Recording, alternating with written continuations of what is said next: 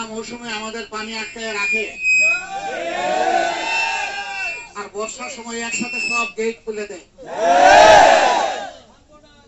আমাদের এই প্রতিবেশী, আমরা এতদিন শুনে আসছি যে আমাদের দুনিয়ার সবচেয়ে বড় বন্ধু। গ্রীষ্মে যখন আমাদের পানির প্রয়োজন তখন আমাদেরকে পানি না দিয়ে পিপাসার্ত করে মারে, দেশকে বানায় মরুভূমি, আর বর্ষার সময় ছেড়ে দেয় পানি। আমরা অবাক। আমি জানি না দুনিয়ায় এরকম আর কোন দেশ তার প্রতিবেশী পেয়েছে কিনা। আমাদের একটা সরকার ছিল 15.5 বছর। তারা বলতো যে আমাদের দেশকে তারা সিঙ্গাপুর বানায় ছাড়ছে। আজকেই হলো সিঙ্গাপুরের দৃশ্য। তারা বলতো এটা কানাডা, এটা হলো কানাডার দৃশ্য। এগুলা সব ছিল মিথ্যা এবং ধোঁকা। এরা জনগণের সমস্ত অধিকার কেড়ে নিয়েছিল। মানুষ তার বাসায় একটা পর্দা টানালে বলতো যে এই ঘরে জঙ্গি আছে। ওদের মাথায়, ওদের মগজে সবসময় জঙ্গি জঙ্গি ভাব ছিল।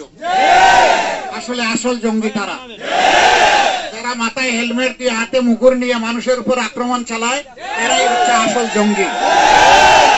আলহামদুলিল্লাহ, আমাদের ছাত্র, তরুণ, যুব সমাজ, আমাদের ছেলেমেয়েরা রাস্তায় নেমে বুক পেতে দিয়ে বলছে যে বুকের ভিতর তুমুল ঝড়, গুলে দিয়েছি। সেই গুলি লুফে নিয়ে তাদেরকে তাড়িয়েছে বাংলার বুক থেকে। একটা শাসক 15.5 বছর দেশ শাসন করলো, তার পালাতে হবে কেন? তারা বলতো যে আমাদেরকে নাকি উন্নয়নের মহাসড়কে উঠে দিছে। এই হলো লক্ষ্মীপুরের মহাসড়ক। সম্মানিত ভাই ও বন্ধুরা, আমার মা এবং বোনেরা, আসুন আমরা সবাই আল্লাহর কাছে দোয়া করি।